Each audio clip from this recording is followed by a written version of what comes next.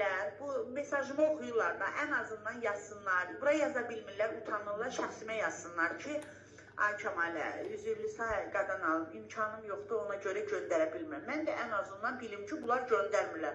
Yoxsa bunlar məni heç belə qozlarına dalmırlar, da deyəcəm, da utanmaqdan keçibdir.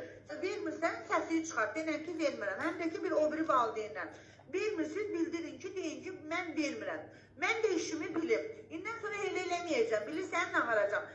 Heç kim məndən inciməsin. Bu sözü mən burada bugün deyirəm, burada da bağlayıram.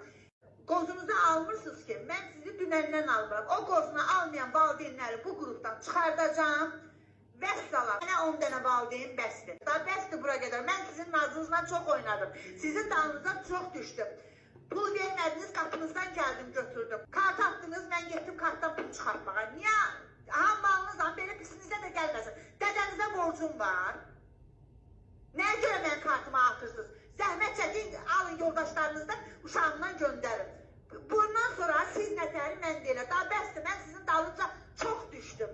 Həqiqətən də verirsiniz, verməyin, vermirsiniz də özünüz bilərsiniz. Sadəcə xəbərdarlıq edin ki, mən vermirəm, biz də işimizi bilək. Yığan valideynlərdə 5 manat, 10 manat göndərərdik.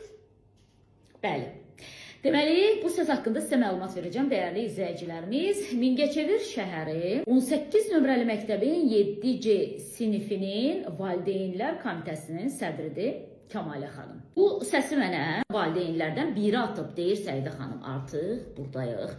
Pul məsələsində bu valideyn komitəsi az qalır ki, yun çubuğunu götürsün əlinə və bizi əməlli başlı döysün. Baxın xanım, bəlkə də sizin pulunuz var, amma həqiqətən də o sinifdə oxuyan hansısa bir uşağın valideyninin sabah çörək almağa pulu yoxdur. İnsanları başa düşmək belə çətindir. Həm də ki, dəfələrlə deyilir də, məktəbi bazara çevirməyin. Bu valideyn komitələrinin bircə işi var, o da səhərdən axşama ancaq qrupa yazıb pul istəməkdən ibarətdir. Siz o sinifdə və məktəbdə heç kimsiz ki, valideynlərə məcbur edirsiniz ki, müəllimə 8 mart hədiyyəsi almaq üçün sizə pul atsınlar.